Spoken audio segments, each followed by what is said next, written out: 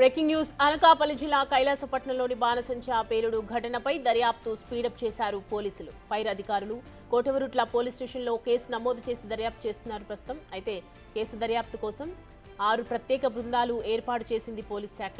Dogs team, clues team, explosives టీంలతో ప్రత్యేక బృందాలు ఏర్పాటు చేశారు. మృతదేహాలకు పోస్టు మార్టం పూర్తి చేసి కుటుంబ సభ్యులకు అప్పగించారు.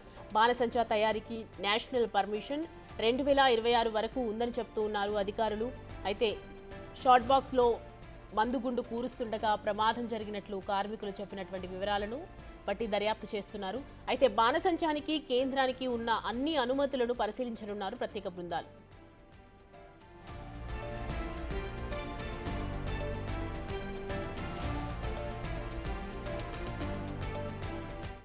ఈ అంశానికి సంబంధించి పూర్తి డీటెయిల్స్ అందించడానికి మా ప్రతినిధి రాజు జాయిన్ అవుతున్నారు. రాజు, ఇన్వెస్టిగేషన్లో ఏం తెలుస్తోంది అంటే షార్ట్ బాక్స్లో మందుగుండు కూరుస్తుండగానే ప్రమాదం జరిగినట్లు చెప్తూ ఉన్నారు కదా, సో పూర్తి డీటెయిల్స్ ఏంటి?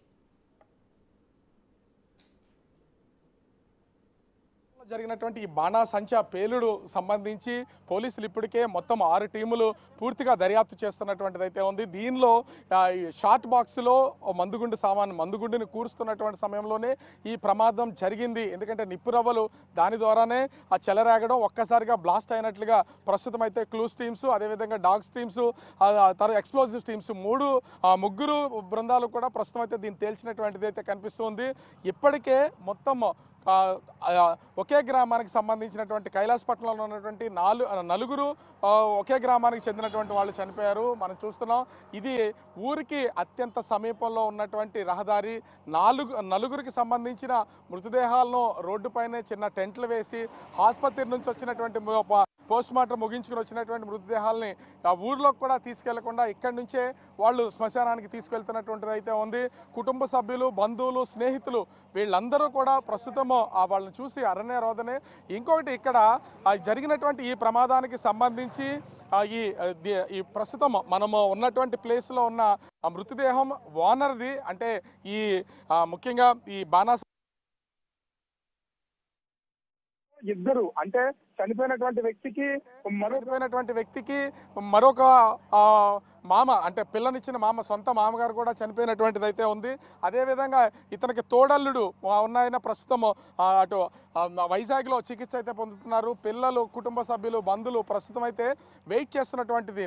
ఇక్కడ ఇంకొకటి, మృతదేహంతో అటు కొడుకు కానీ, కుటుంబ సభ్యులు కానీ, బంధువులందరూ ఉన్నారు. కానీ ఇప్పటి వరకు కూడా భార్యకు తన భర్త చనిపోయిన విషయం అయితే తెలియదు. ఆమె వేరే ఊళ్ళో పని గురించి రాజస్థాన్ వైపు వెళ్ళినటువంటిది అయితే ఉంది. తిరుగు ప్రయాణంలో వస్తున్నారు. తన తండ్రి చనిపోయిన విషయాన్ని చెప్పగలిగారు కానీ తండ్రితో పాటు భర్త చనిపోయిన విషయాన్ని అయితే ఇప్పటి వరకు చెప్పలేనటువంటిది అయితే ఉంది. ఎందుకంటే ఇప్పటికే తండ్రి చనిపోయాడన్న విషయం తెలిసి శోక సముద్రంలో ఉన్నటువంటి ఆమెకు భర్త చనిపోయారన్న విషయాన్ని కూడా తెలియజేస్తే ఖచ్చితంగా వచ్చేటువంటి ట్రైన్లో చాలా ఇబ్బందులు పడతారని వాళ్ళు చెప్పకుండా ఉంచినటువంటి పరిస్థితి అయితే ఉంది. కానీ ఇది జరిగినటువంటి ప్రమాదానికి సంబంధించి ముఖ్యంగా చూస్తే ఊరంతా ఇక్కడే ఉంది. ఒకేసారి చరిత్రలో ఎప్పుడూ చూడని విధంగానే సహజంగా ఏదైనా ప్రమాదం జరిగితే ఒక ఊరికి ఒకరు చనిపోతారు, ఇంకొకరు చనిపోతారు అనుకుంటాం. కానీ ఒకే ఊరిలో, ఒకే వీధులకు సంబంధించి, కుటుంబానికి సంబంధించి నలుగురు చనిపోయినటువంటి నేపథ్యంలో మొత్తం ఊరంతా ప్రస్తుతం ఎవరికి వాళ్ళకి సంబంధించినటువంటి చనిపోయిన వ్యక్తిని దహన సంస్కారాలు చేయడానికి అయితే వెళ్తున్నటువంటిది అయితే ఉంది. ఇక్కడ వీళ్ళ బంధువులు, స్నేహితులు కూడా ఉన్నారు కొంతమంది. ఏం సార్, అసలు ప్రమాదం జరిగినటువంటి వ్యక్తి ఇప్పుడు దాదాపుగా ఒకే కుటుంబంలో ఇద్దరు చనిపోయినటువంటిగా తెలుస్తుంది. కుటుంబ సభ్యులకి అసలు పూర్తిగా అందరికీ తెలుసా? భార్యకి కూడా తెలియదు అని చెప్తున్నారు. అవును, తెలియదు. ఆవిడ ట్రావెలింగ్లో ఉన్నారు కాబట్టి ఏమైనా ఇబ్బంది ఫీల్ అవుతారు. నాన్నకి చనిపోయిన తెలిసింది తప్ప వాళ్ళ భర్త చనిపోయినట్టు ఆమెకు తెలియదు. తెలుసుకుంటే ఆవిడ తట్టుకోలేని పరిస్థితిలో వాళ్ళ నాన్నగారు చనిపోయినట్టు తెలియపచ్చాం, వాళ్ళ భర్త గారు చనిపోయినట్టుగా తెలియపచ్చలేదు. ఏదైనా ప్రయాణంలో ఆవిడ రావాలని చెప్పేసి మేము కామప్ చేస్తాం. అసలు మీది ఇదే ఊరు కదా, అంటే ఈ ప్రమాదం జరిగినటువంటి సమయంలో ఇక్కడే ఉన్నారా? ప్రమాదం జరిగినప్పుడు అసలు ఎలా ఉంది అసలు? అంటే మీరు ఈ ఊరికి ప్రమాదం జరిగిన దానికి చాలా దగ్గరగా ఉన్నారు కదా. సుమారుగా 2 కిలోమీటర్ల దూరంలో ఉన్నాం మేమందరం. 2 కిలోమీటర్ల దూరం కూడా భూమి కంపించినట్టుగా చిన్న వైబ్రేషన్లు వచ్చే ప్రతి ఇంటికి కూడా అది అనిపించింది. ఏదో భూకంపం అనుకున్నట్టే మనం మొదట అనుకున్నాం. తర్వాత ఒక 5 నిమిషాల్లో అక్కడ మంటలు చెలరేగుతున్నాయని ఫోన్ రావడంతో అక్కడికి వెళ్ళడం జరిగింది అందరూ. అసలు ప్రమాదం జరిగిన తర్వాత ఎంతసేపటి వరకు వెళ్ళగలిగారు అసలు? అంటే వెంటనే వెళ్ళడానికి ఆస్కారం ఉందా? లేదు, 45 మినిట్స్ వరకు అసలు అక్కడికి వెళ్ళడానికి కూడా ఎవరు టపాకాయలు పేలడంతో అక్కడ ధైర్యం చేయలేకపోయారు వెళ్ళటానికి. తర్వాత ఒక గంట తర్వాత వెళ్ళి అసలు ఏం జరిగింది అన్నది చూడటం జరిగింది. కొంతమందిని బయటికి తీసుకురావడంతో కొంతమందిని బయటికి తీసుకెళ్ళారు హాస్పిటల్కి అంబులెన్స్ ద్వారా. సో ఇక్కడ ఇప్పుడు ఇంతమంది ఉన్నారు ఒక్కొక్క కుటుంబంలో. ఇప్పుడు ఇంకొక ఆయన దాని సంస్కారాలు అన్నీ అయిపోయాయి. అసలు ఏంటి వీళ్ళకి సంబంధించి పిల్లలు ఎవరైనా ఉన్నారా వీళ్ళకి? పిల్లలు ఉన్నారండి. పిల్లలు ఆయన కూడా పిల్లలు బయట ఉన్నారు. నన్ను వచ్చారు ఆయన. వాళ్ళ మిస్సెస్ కూడా బయట ఉన్నారు. ఇప్పుడు ఇంకా రన్నింగ్లో ఉన్నారు ఆవిడ.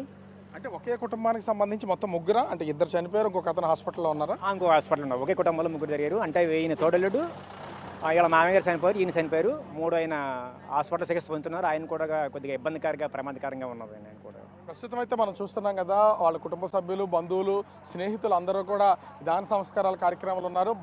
చనిపోయినటువంటి వ్యక్తి భార్య జర్నీలో ఉన్నటువంటి నేపథ్యంలో ప్రస్తుతం ఈ దాన సంస్కారాలు ఆలస్యంగా జరపడానికైతే వీళ్ళందరూ వెయిట్ చేస్తున్నారు. అయితే ఈ విషయం మాత్రం ఇప్పటి వరకు తెలియదు.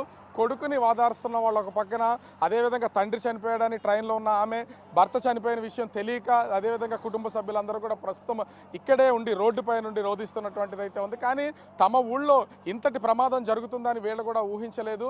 అయితే ఇప్పటికే పోలీసులు, అదేవిధంగా క్లూస్ టీమ్స్ ఎక్కడికక్కడ దీనికి సంబంధించి పూర్తిగా దర్యాప్తు చేస్తున్నాయి. 6 బృందాలు మొత్తం ఆ ప్లేస్లో ఉన్నటువంటి ఎక్స్ప్లోజివ్స్కి సంబంధించి అన్నింటినీ కూడా నమూనాలు సేకరించారు.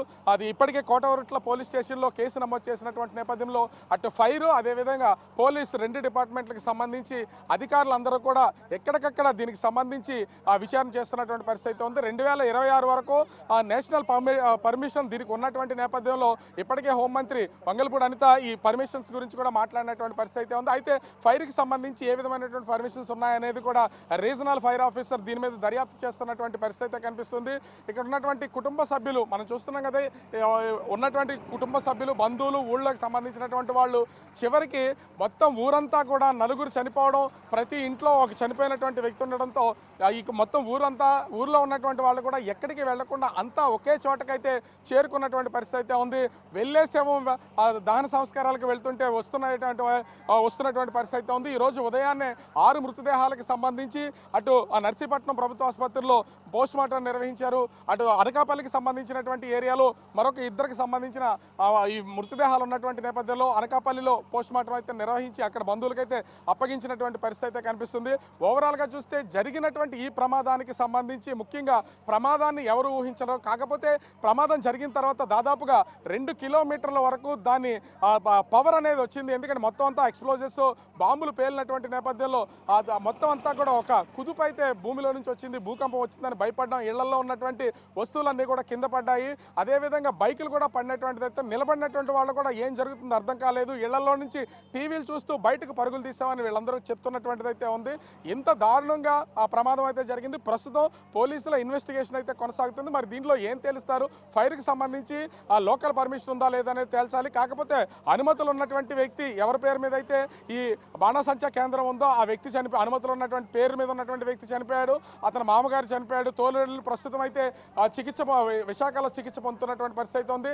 మరొక 3 నర్సీపట్నం ప్రభుత్వ ఆసుపత్రిలో చికిత్స పొందుతుంటే కేజీహెచ్లో 3 చికిత్స పొందుతున్నారు. ఒకరిని మాత్రం ఒక ప్రైవేట్ ఆసుపత్రిలోంచి చికిత్స అందిస్తున్నటువంటి పరిస్థితి కనిపిస్తుంది. పోలీసులు మాత్రం కేసుకు సంబంధించి పూర్తి స్థాయి దర్యాప్తు చేస్తూ ఉన్నారు. Right Raju, thanks for the updates.